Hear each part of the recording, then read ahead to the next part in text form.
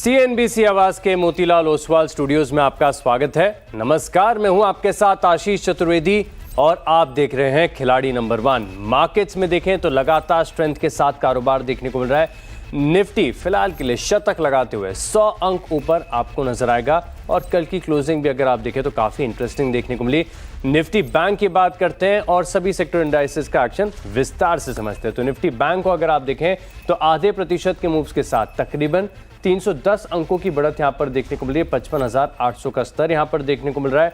अब बात करें मिड कैप की तो 200 अंकों की बढ़त है, आधे प्रतिशत से थोड़ा सा कम, लेकिन ये भी डे हाई के करीब। और स्मॉल कैप 100 ये इंडेक्स भी फिलहाल डे हाई पर आधे प्रतिशत से ज्यादा की तेजी तकरीबन 100 अंकों के मूव के साथ कारोबार कर रहा है। एक शो में लगातार हम चर्चा करते जाते हैं ब्रॉडर मार्केट के स्ट्रेंथ की। तो एनएसई के स्टैट्स आप देखिए, 1695 शेयर ऐसे हैं जहां पर खरीदारी के साथ आपको कारोबार नजर आएगा। गिरने वालों की संख्या है 1017, बढ़ने वाले क्लियरली अगर आप देखें तो लीड करते हुए नजर आ रहे हैं। कंट्रीब्यूशन समझ लेते हैं, कहां से कितना कंट्रीब्यूशन आपको देखने को मिल रहा है। तो निफ्टी में आज बैंक्स और आईटी ने काफी जोश भर रखा है। एचडीएफसी बैंक अकेले 23 अंकों का कंट्रीब्यूशन है, इन्फोसिस 17 अंकों का कंट्रीब्यूशन दे रहा है, आईसीआईसीआई बैंक 11 अंक, एचयूएल 9 अंकों की तेजी यहां पर देखने को मिल रही है। कुल मिलाकर 115 अंकों की तेजी जो तेजी वाले स्टॉक्स हैं वो कंट्रीब्यूट कर रहे हैं। अब गिरने में भारतीय एयरटेल है नीचे, अपोलो हॉस्पिटल, कोल इंडिया और ओएनजीसी, ये कुछ ऐसे स्टॉक्स हैं जहां पर आपको थोड़ा सा दबाव नजर आएगा। वहीं बात करें निफ्टी बैंक की तो आज निफ्टी बैंक पर खास नजर रखिएगा, 330 अंक ऊपर है और जो शेयर्स हैं ये गिरने वाले एक भी नहीं है। कोई भी स्टॉक ऐसा नहीं है जो निफ्टी बैंक में फिलहाल के लिए लाल निशान में हो, थोड़ा सा भी सही। लेकिन टॉप है एचडीएफसी बैंक, अकेले 155 अंकों का कंट्रीब्यूशन, आईसीआईसीआई बैंक 80 अंक, bank of Baroda, axis bank, तमाम स्टॉक्स अगर आप देखें निफ्टी बैंक के तो बढ़िया बढ़त के साथ 322 अंकों का कंट्रीब्यूशन ओवरऑल देते हुए नजर आ रहे हैं। तो फिलहाल के लिए अगर आप देखें तो निफ्टी बैंक बेहतरीन तरीके से वेल पोजीशन, कल की तेजी के बाद आज फर्दर एक एक्सटेंडेड अप मूव देखने को मिल रहा है। लेकिन हमारा जो शो है इसकी खास बात यह है कि जो तीनों खिलाड़ी आपके साथ एक्शनेबल ट्रेडिंग आइडियाज शेयर करते हैं वो भी पूरी अकाउंटेबिलिटी के साथ, पल पल का परफॉर्मेंस आपको पता चलता है, कौन सा स्टॉक ऐड किया, कौन सा निकाला, वो भी लिमिट्स के साथ है। तो शो में स्वागत करते हैं। सबसे पहले हमारे साथ जुड़ रही हैं फिनवर्सिटी की को फाउंडर ध्वनि पटेल, कोटक सिक्योरिटीज के अमोल आठवले और एसएसजी फाइनेंस के वीरल छेड़ा है हमारे साथ। सभी का शो में नमस्कार। ध्वनि जी, मार्केट का सेटअप समझाइए। देखिए बढ़िया स्ट्रेंथ देखने को मिल रही है, ब्रॉडर मार्केट्स में बढ़िया एक्शन देखने को मिल रहा है, निफ्टी तेजी लगातार दिखा रहा है और अब बैंक निफ्टी भी चार्ज अप हो चुका है। सेटअप कैसा लग रहा है? Good morning Ashish ji. और जैसे कि पूरे हफ्ते के दौरान भी हमने निफ्टी के लेवल्स यहाँ पे डिस्कस करे, उन्हीं हिसाब से हमें यहाँ पे कारोबार जो है वो होता हुआ देखने को मिला है। जैसे कल के सेशन में हमने मेंशन करा था कि 25,350 का जो स्तर ध्वनि जी एक मिनट के लिए मैं आपको रोक रहा हूं क्योंकि सेबी चेयरमैन तुहिन कांत पांडे इंफ्रास्ट्रक्चर कॉन्क्लेव चल रहा है, यहाँ पर बोल रहे हैं, ये सुनते हैं। Foundation of India's infrastructure sector. Infrastructure, as we all know, is more than roads, ports, airports, dams, telecommunication or power plants. It's the backbone of economic progress. It's what connects producers to markets, people to opportunities, and India to its aspiration of becoming a $5 trillion economy and further to Viksit Bharat. A World Bank study finds that an increase in infrastructure has significant positive effect on countries' GDP. India's own journey reflects this truth. Our highways, airports, metros, digital infrastructure have transformed the way we live and do business. What's equally important to recognize is that infrastructure requires capital and in massive quantities. Public resources alone cannot meet this demand. The government and banks cannot and should not carry this burden by themselves. This is where the capital market steps in as powerful engine for mobilizing long-term funds, diversifying risks, and ensuring that capital finds its most productive use. Why are capital markets so critical for infrastructure? Let me highlight a few reasons. First, they bring long-term patient capital. Infrastructure is not a short-term bet. Capital markets allows savings from pension funds, insurance companies, sovereign wealth funds, and long-horizon investors to be channeled into such assets. Second, they help diversify sources of finance. Relying solely on banks or government budgets exposes us to concentration risk. Markets, on the other hand, offer a palette of instruments, corporate bonds, InvITs, REITs, municipal bonds that spread risk across multiple participants. Third, they offer a risk-sharing model. For example, InvITs allow developers to monetize operational assets while investors gain access to stable, yield-generating infrastructure. And fourth, capital markets enforce discipline, transparency, and governance through disclosure norms, independent audits, and investor scrutiny. Put together, these features make capital markets not just financiers, but also guardians of quality and credibility in infrastructure projects. To strengthen the link between infrastructure and markets, SEBI has taken several measures to diversify and deepen financing avenues. Let me begin with the crucial role that a primary market is playing in meeting the capital requirements of infrastructure companies. Through diverse instruments such as IPOs, right issues, FPOs, QIPs, preferential allotments, and private placements, companies in the infrastructure are able to raise long-term equity that fuels their expansion.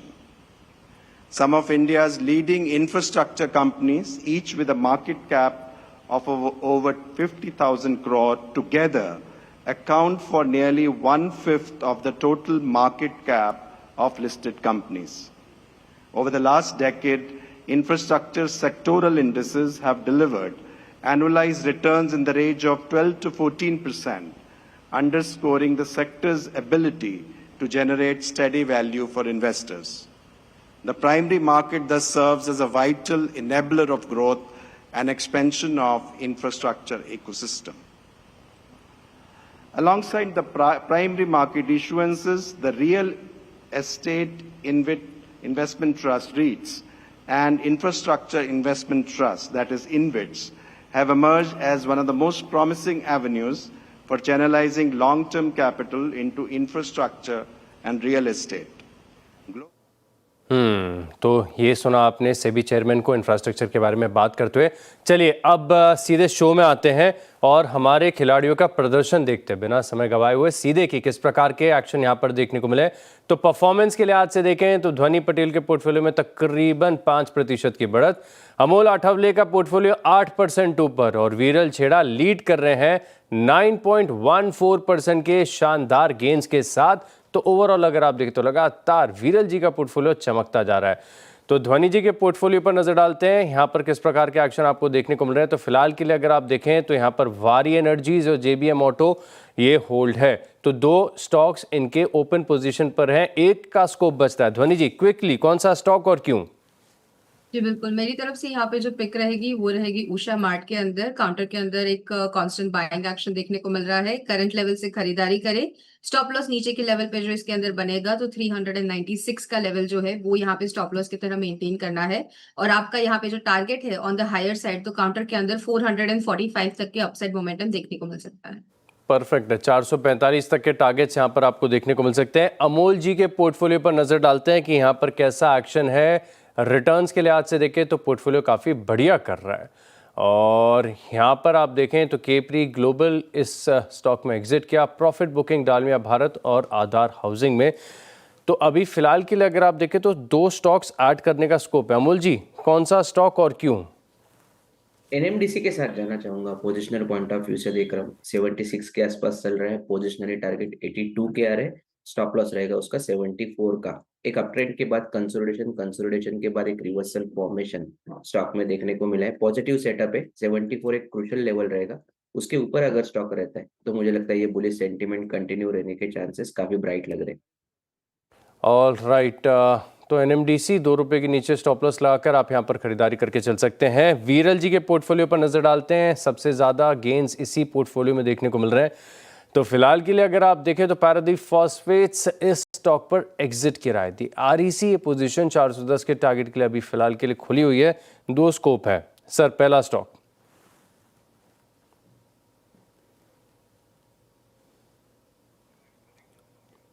Alright. वीरल जी के साथ फिलहाल network में थोड़ी सी दिक्कत आ रही है, दोबारा प्रयास करेंगे जुड़ने के लिए। लेकिन अमूल जी के पोर्टफोलियो पे जान लेते हैं। अब देखिए वीरल जी का नेटवर्क थोड़ा सा खराब हो गया तो अमूल जी को मौका मिल गया एक और स्टॉक पहले बताने का। तो अमूल जी दूसरा स्टॉक कौन सा चुना आपने? फिलहाल एक ही स्टॉक के साथ रहना चाहूंगा, थोड़ा वेट एंड वॉच पे अप्रोच है, मार्केट थोड़ा टेम्पररी। ऑल राइट तो वेट एंड वॉच की रणनीति यहाँ पर अपनानी पड़ेगी। तो चलिए इसे के और वीएमएस टीएमटी के आईपीओ को शानदार रिस्पांस मिल रहा है। अब तक करीब देखें तो 12 गुना बढ़ चुका है इशू। आईपीओ का प्राइस बैंड एक बार आपको बता देता हूं, 94 से 99 रुपीस प्रति शेयर के बीच है और इशू से 150 करोड़ 149 करोड़ प्रिसाइजली जुटाने की योजना है। आईपीओ पर बात करने के लिए हमारे साथ जुड़ रहे हैं कंपनी के प्रमोटर और non ED Manoj Kumar Jain. Manoj ji show में स्वागत है आपका। आईपीओ में रिस्पांस तो काफ़ी बढ़िया देखने को मिल रहा है। सबसे पहले अगर आप देखें तो हम इशू की साइज़ आपको बता दी है 149 करोड़ के आसपास की है। आप इसका इस्तेमाल जो है डेट रिडक्शन के लिए करेंगे। तो मेरा पहला सवाल यही होगा कि डेट रिडक्शन के लिहाज से अगर आप देखें तो सर कितना डेट बाद में बच जाएगा? सर तकरीबन कंपनी का 115 करोड़ रुपए डेट जो है पेमेंट हो जाएगा और उसके बाद जो है कंपनी का तकरीबन 100 प्लस का डेट्स रह जाएगा। That is working capital.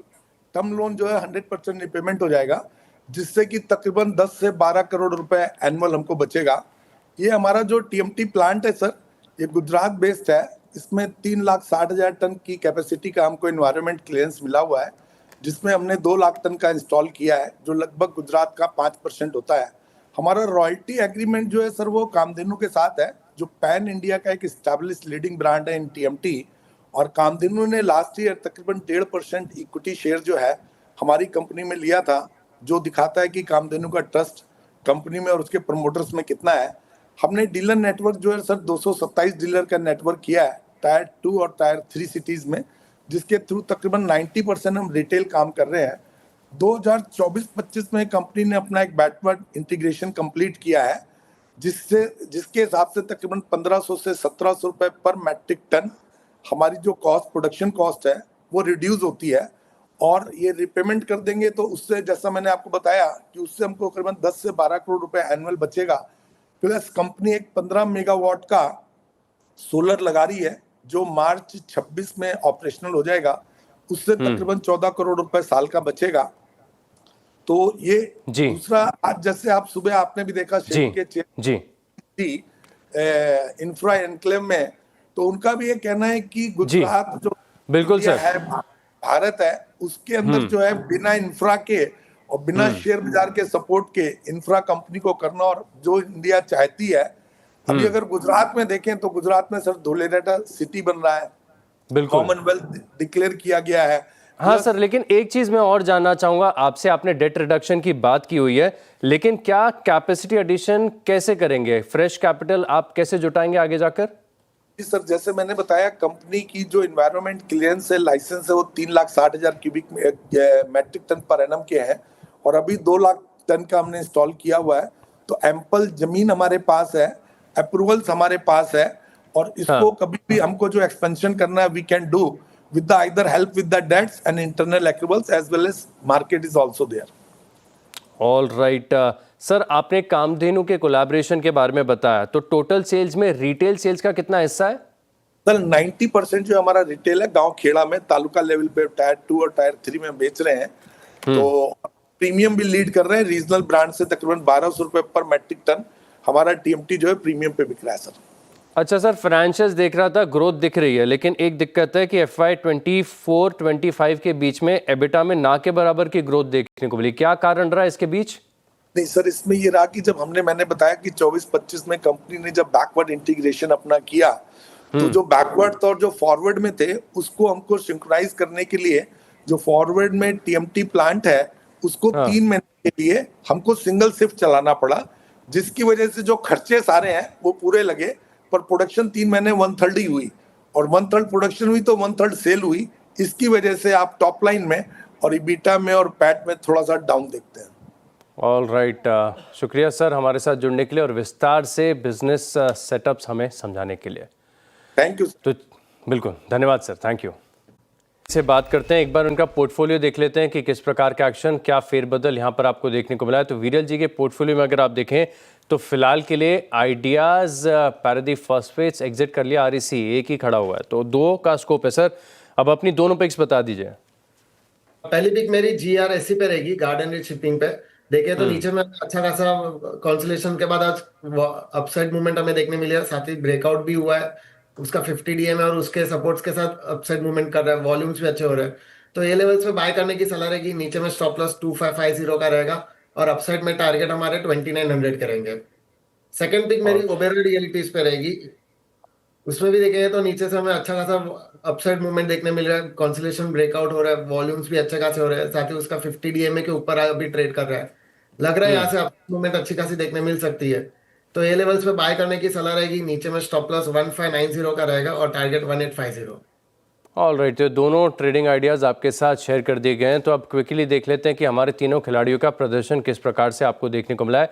तो अब तक के परफॉर्मेंस की बात की जाए तो फिलहाल तीनों खिलाड़ियों का पोर्टफोलियो, ध्वनि जी का पोर्टफोलियो 3% ऊपर, अमोल जी का पोर्टफोलियो दूसरे नंबर पर 7% की तेज़ी और वीरल छेड़ा का पोर्टफोलियो है लीडिंग 9% के बड़े गेंस के साथ। यहाँ पर आपको देखने को मिल रहा है खास एक्शन।